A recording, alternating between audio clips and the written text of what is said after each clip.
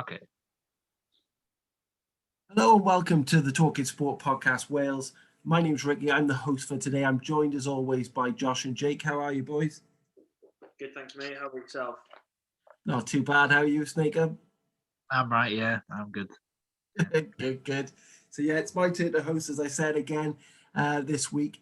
We'll start off with Jakey, and you wanted to talk about stupid storyline. Oh yeah, it's yeah. I can't remember the word now, but yeah. So yeah, let's talk about Shane and Strowman again. So yeah, it's probably the stupidest storyline I've ever heard. I mean, it's like with Braun not doing anything at the moment. They just decided to just chuck Shane in for a laugh. To be honest, um, as I said earlier, in the first recording, I hope it's not as bad as a Raw in October the 1st, 2019, because it was just a terrible match, to be honest. Um, we talk about Strowman, this guy who was he did a lot of the he was undefeated, beating the likes of Roman Reigns and matches against Brock Lesnar, become tag champ, and winning the Money in the Bank. But suddenly we're here with a guy who they've just stuck a personality on, and it feels like that they've just dragged him from Access, WWE Access, just to talk in kayfabe, to be honest, because that's how stupid it is. But yeah, he's not the man of that was it the man amongst monster amongst men, monster amongst men. There you are. So yeah, there you are. I thought you froze then. So yeah, yeah, it's terrible. Anyway. Yeah, I agree with you, mate. It didn't look like it was just some crazy storyline. We always talk about AEW being unscripted, but it was like it was unscripted on Raw because Shane just kept on seeming to forget what he was supposed to say. And that's the way I read it when I was watching it anyway. But yeah, I think you're right. I think it'll be a match at Mania. I don't know, unless there's a Hell in a Cell match, what's the point? Let's hope they do something like that. But yeah, um, Braun and Shane does seem like a strange place to go.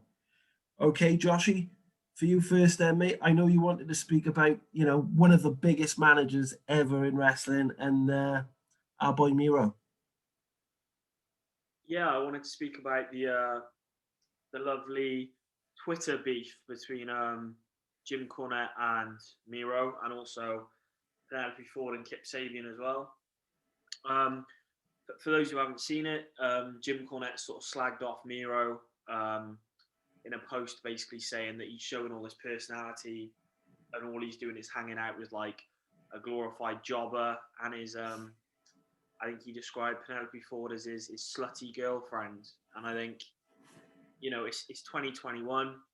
I know Jim Cornette's massively, sort of, from the 80s and the 90s and things like that. But, and I know, free speech and everything, you can say what you want on Twitter, but especially with sort of everything going on at the moment, especially in the UK, you really shouldn't be, slagging people off online like that. If you want to slag off, Miro's wrestling ability, his character, Kip Sabian. If you want to slag off Penelope Ford for her wrestling ability, crack on, absolutely, go ahead. However, slagging her off, calling her a slut and everything online, you're just massively asking for trouble. There's no need for it at all. I think Jim Cornette needs to massively go back in his box and, think about his actions and think about what he's saying, because I think the wrestling community as a whole can turn on people really quickly, and I think this is one of those times where he probably deserves for people to turn on him. Whether or not he was a great manager back in the day, he needs to sort of think about what he's saying online, because especially with sort of mental health and things like that being such a big thing at the moment. Slagging people off online. I know they're in the spotlight and things like that, and they learn to cope with things like this. But from one of your peers, you shouldn't have to cope with rubbish like that. And I know she's sort of bitten back and taking the mick out of Jim Cornette, but it all seems to be sort of in good fun to an extent. But if he hadn't done it in the first place, there'd be no need for them to be arguing. You know, fair enough. Seth Rollins having an argument with Will Ospreay on Twitter about, you know, who's the best. You know, who's the best worker, who earns the most money. You know, it's sort of all sort of done in good faith, and you know, can be sort of seen in the kayfabe world. But for, you know, a relatively elderly man to call, you know, a young attractive woman in her 20s, just to call her a slut online for no reason whatsoever, it's sort of, you know, it's unforgivable really, and I think he should be, you know, sort of reprimanded for doing so. I know, like I said, Penelope Ford sort of bitten back at it, but you know, he's a person in a position of, you know, power and in a position of, you know, influence on social media. And if he feels that it's okay to, you know, start calling people names and, you know, calling people things like that for no real reason whatsoever, just to try and, you know, slag off Miro's character to an extent, I think he needs to sort of reevaluate what he's doing and look at himself in the mirror a little bit, because like I say, it's 2021 and it's really not on to be putting stuff like that online just for no reason really. Yeah, I think everyone agrees with that, mate. I think it's just a case, as you've said, of Jim Cornette trying to stay relevant, and putting something on there to shock people. But again, it's not in good faith, and I'm sure he'll be apologising soon on Twitter if he hasn't already, because he's going to face a lot of backlash for that. But yeah, stupid to attack it, even if you don't agree, as you said, with direction of a wrestler. But we'll have to see if we see any more explosions from it, let's say, in relation to it. Okay. My first point I wanted to was that Josh? Say something? Was that an AEW pun because of how brilliant the explosions were? Yeah, well, yeah, it was leading on to an AEW story, so I get it in there. So, yeah, that is brilliant. Thank you, mate. Yeah, not just here for Jacob's fun. Okay, so AEW this week, obviously, I know Jakey's going to talk about something about it later, but I thought the big thing on there was obviously the ending with the Inner Circle and MJF. Looked like it was going to go one way, then went the other. Josh obviously said off air to us that apparently his group is going to be called Pinnacle. But yeah, it just shows once again how much AEW love a faction. If they haven't got enough going on there now, MJF is there along with obviously Sean Spears and FTR, and obviously Wardlow, and it's going to be another big faction in AEW. I'm sad because it's trashed my hope of the Horsemen being reunited with all the FTR, Spears, and Cody. So that's annoying, but they definitely look brutal on AEW this week. You know, getting one over on Jericho and the returning Guevara, and obviously the founding members of the Inner Circle. So it's going to be interesting now to see what happens. Are we going to see another kind of stadium stampede situation that we had with the Inner Circle and obviously the Elite going back a few months ago? We're going to see something similar. But yeah, two very good factions that could get it on and start a war. But yeah, just showing really, and the point I'm making, that AEW just love a faction. But yeah, I thought it was brilliant way to end it, you know, with them beating down Jericho and the other guys. Jakey, back to you then, mate. Continuing with the AEW theme, I know you wanted to speak about the TNT title.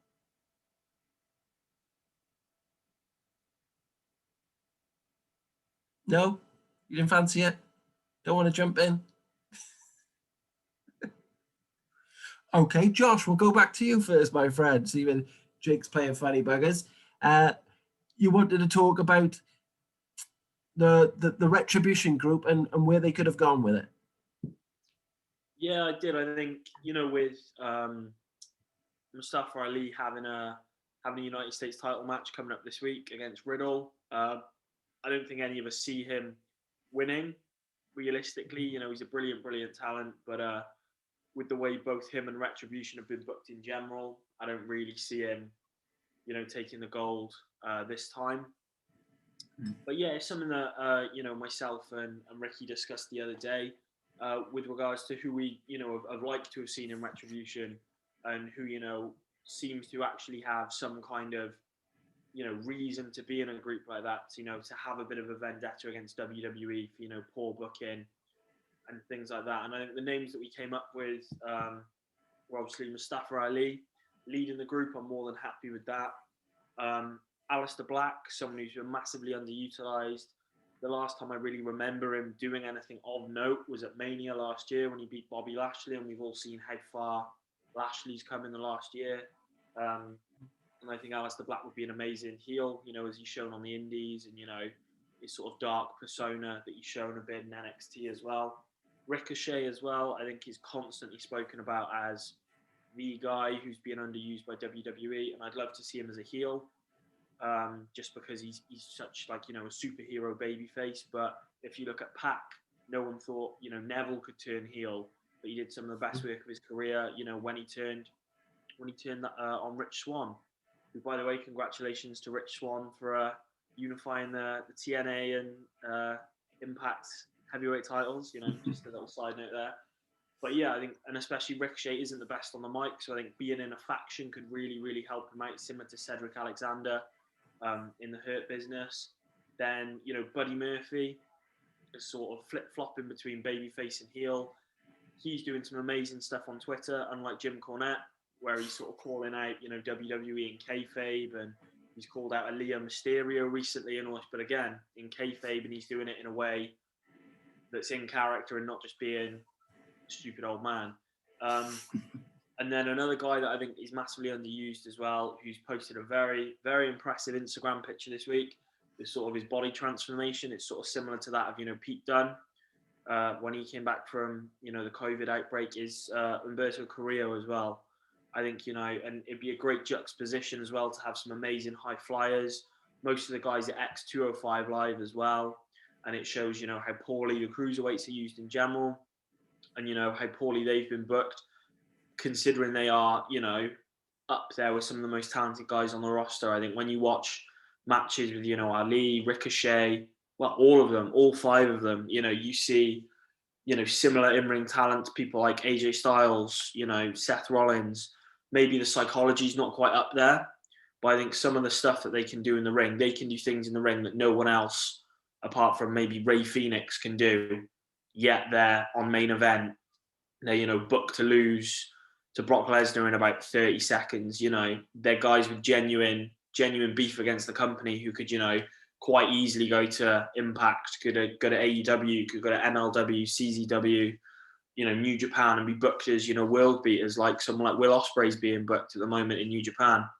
And I think, they've got a legitimate, gripe against the company. And it would be good to book that in a way where they could use them and they could, do exactly the same as the Hurt Business. They could win all the gold, they could, dominate factions. They could dominate, the entire show. They could go to NXT, they could go to SmackDown, they could, invade the shows, things like that. And I think it's, a massively wasted opportunity, because however much I love Dominik Dijakovic and Dio Madden and Shane Thorne, they're not big enough names really to sort of, elevate things, and they're just being wasted. And I think it'd be an amazing faction if they're all sort of high flyers as well, because that massively juxtaposes, high flyers should be baby faces because they do flips. But no, put them all as heels and see where they go from there. Yeah, and I think you're right there, mate. It does look like say, with all of the greatest respect, obviously Dijakovic, people will know more from NXT, but the likes of Shane Thorne's never really happened since his old buddy left. And Dio Madden, we haven't really seen a lot of at all. But it just seems to go back to Vince's thing of wanting big guys in factions who can, destroy someone, rather than, like you say, the likes of Ricochet, Murphy, Black, people like that who are just very good in the ring and could win a lot of gold, as you said, across the globe. So yeah, would definitely be a plus for me if they did something like that, because as we've all talked about in depth really over the podcast, Retribution at the moment just isn't working. But yeah, be interesting to see now what happens with them superstars going forward. Jakey, we'll try with you again then, mate. What did you think of the TNT title match? I know you wanted to speak about that.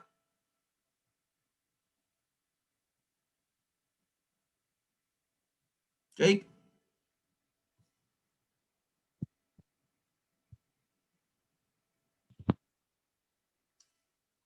Jake. Oh dear, I don't know what's going on.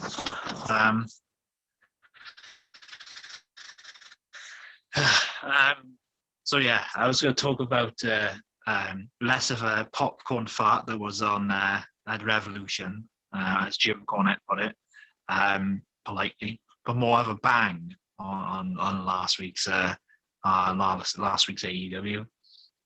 Was Darby Allin retaining the TNT title against Scorpio Sky. So basically, it was just a matter. Well, I think like the match was really good. Again, this turns into a feud because Sky is now a heel, which is probably great for him. Something you touched on earlier that should happen to Ricochet. I think they're quite similar in the way they do things, both athletically and physically. But yeah, I think the match worked really well. It was just full of holds, full of great counters. Of course, that amazing dive from Allin and the cutter on the outside was crazy. And I've never seen anything like that in my career watching wrestling. But yeah, Sky was also very, very, very dominant. And I'm sort of gutted that it ended in the way that it did with the roll up, because that seems to be the way that they like to finish things, which is not, in my opinion, not very good. Obviously, Allin did the whole Cody thing. He gave him a tap and stuff, and our respect, and Sky sort of took it took it further, and worked on a leg, I think, to my knowledge. So that's going to be quite interesting to see what happens next week. Of course, but it does put him in a big feud, which is nice, and hopefully they have another match at Double or Nothing. Hopefully in a DQ match, because I think that they can go both of them for a good 20 to 30 minutes. Yeah, I agree with you. It was a good match, mate. You're right. Like I said, I wasn't too worried about it ending in a roll up. I think they had to keep Sky strong, and that's probably why they did that. But it'd be interesting to see now what happens with the rest of SCU, I suppose. I know he's branched away from them, really, Kaz and Daniels, but not really worked well for them as well. And with them making that big statement that unless they won the tag titles, they're never going to wrestle again together. Would be good if they then turned heel, and that may be a way to take the titles off whoever is champion at the time. So, yeah, interesting play by AEW to move Sky to a heel, like you said. But it was a good match. I thought it was a good AEW in general, to be honest. After Revolution, I thought Jackson and Phoenix as well was a brilliant match. So it was good. And yes, let's see what happens now in the next saga, whether or not Darby Allin continues that feud or they just forget about it and go elsewhere. But we will have to see what happens now on the St. Patrick's edition, I've heard, of AEW. Okay, the final point that I wanted to bring up then, guys, was just about something else that happened on Raw. We've seen the last 2 weeks now, Sheamus and Drew McIntyre in matches. Very good matches that have lasted at least 25, 30 minutes on a Raw, which is not really what happens. So I just wanted to talk about that and say how much it's reminded me really of Sheamus and Cesaro's Best of 7 series going back a few years before they became the Bar. And it'd be interesting to see if Drew and Sheamus aren't going to be in the WWE title picture come WrestleMania, which it looks like they may be, but if they aren't, whether or not they do a similar thing as they did with the Bar and chuck them together, forget about the betrayal and chuck them back together and go on a tag run. But, with the Raw division, as we know, not exactly packed with tag teams apart from the Hurt Business and, of course, the New Day. So yeah, I was just thinking it was a great match again, 2 great matches. Weird finish, obviously, with the steel steps, but, it's keeping both of them strong, especially if they're thinking of having maybe that 3rd match at Fastlane this week.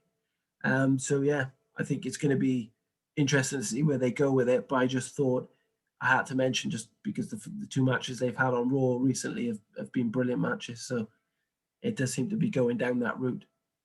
Okay. Anyone else have anything they wanted to say about the week?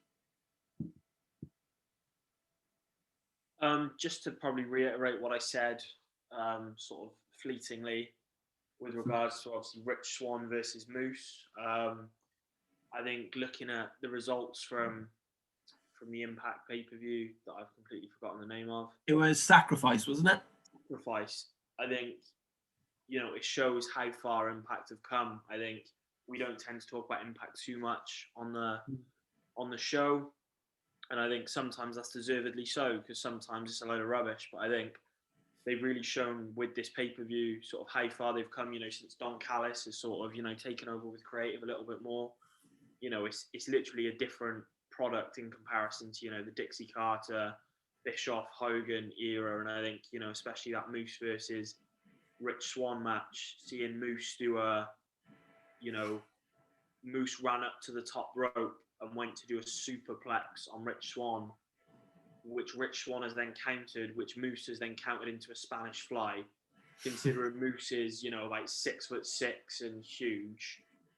I think people always used to say Shelton Benjamin was, the best pure athlete, but you're adding about half a foot on to someone like Moose and, probably an extra 30, 40 pounds. And if you haven't seen it, I'd massively say even just to check that spot out. It's amazing. Yeah, Rich Swann on the top rope. He runs up the ropes like Benjamin used to do, back in those matches versus Carlito and Johnny Nitro, back at like Vengeance 2006 for the Intercontinental title. And I think, heading into the match that's now going to be Rich Swann versus Kenny Omega, considering Rich Swann was a, average at best cruiserweight champion in WWE. And now he's basically running Impact and he's going to be going up against the best bank machine in what I'd imagine Dave Meltzer's going to be given about 7,412 stars just because Kenny Omega's in it.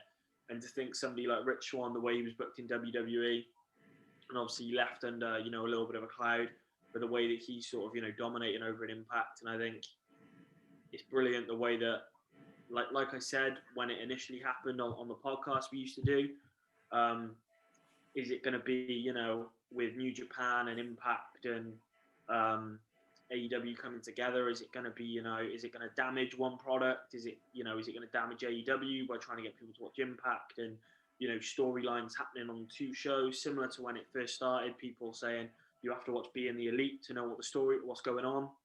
And, wrestling, I think, does have to be dumbed down sometimes. It has to be obvious. But yeah, I think Impact's really raised its game. And it showed at Sacrifice, even without any AEW superstars, that it can put on a brilliant show. I think similarly to AEW, some of their production isn't the best if you compare it to somewhere like WWE. But, for match quality and storytelling and, for a unification match, I think, it showed everyone what Rich Swann and, especially Moose can do. And I think that's, brilliant news for wrestling fans going forward, because they've got another viable option that they can watch and not think, oh, bloody hell, what's Eric Bischoff and Hulk Hogan going to do? And they can go, actually, no, there's decent wrestling, there's decent storytelling. And then you've got people like, Kenny Omega going over every couple of weeks, which massively puts eyes on the product. So I think it's just really to say sort of a well done to Impact for, upping their game and, especially Moose and Rich Swann for the match they put on. Yeah, mate. And that, like I say, I've said before, there are some very talented people in Impact. Like you say, just similar to AEW, what we say about AEW, the production isn't right up to the standard of WWE. But yeah, if you think of how well they've done, the people they've lost, they obviously lost Santana and Ortiz, Eddie Kingston, Penta and Phoenix. These guys were all stables of Impact before AEW came along, and they've managed to, keep younger guys coming through, like say the likes of Rich Swann, Chris Bay as well, Austin, Ace Austin. These guys are going to be stars of the future. So yeah, I agree with you. They are doing very well on what you'd think is a limited budget, and with the loss of so many stars to the likes of AEW and WWE as well. We've seen them MSK recently and LA Knight. They've lost a few guys to them as well. So yeah, very interesting. But yeah, Sacrifice, what I've heard was a very good pay-per-view. Jake, you got anything to add, my friend?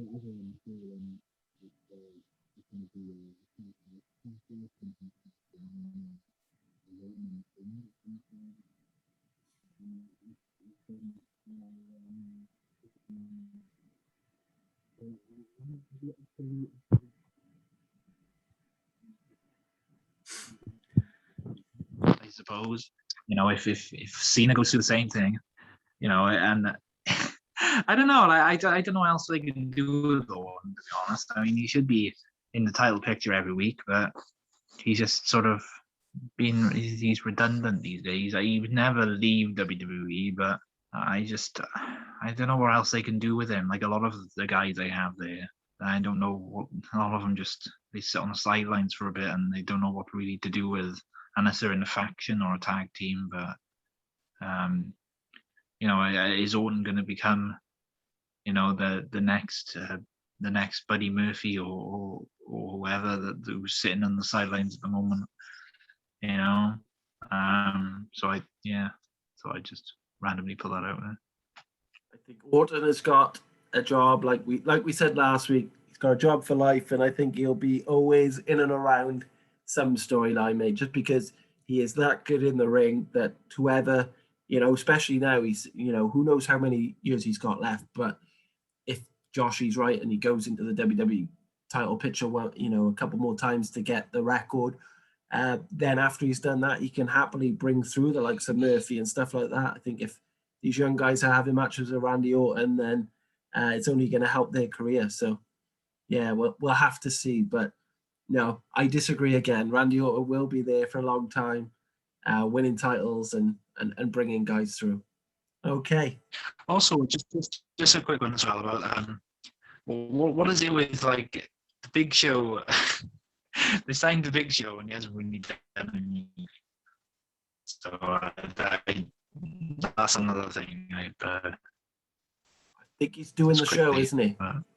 He's going to be doing Elevation more than anything, mate. I don't think we'll see him that often in the ring. The commentary. Yeah. No. I don't think we're going to see him much in the ring, to be honest. But yeah, it will be interesting if he does go in the ring, same as Christian, but we will have to see. Okay. Thank you, guys. Thank you for being part of the show as usual. Thank you to everyone who's watching. Please continue to follow the podcast on YouTube. Subscribe to our channel, Talking Sport Podcast Wales, and also follow us on our social media sites. Next week, we'll be back as well, probably on the Tuesday, because obviously there's Fastlane this Sunday, and we'll probably be getting the pay-per-view talked about, as well as everything else that happens in multiple companies. But till then, as usual, cheers Josh and cheers Jake, and I'll catch up with you next week. Bye.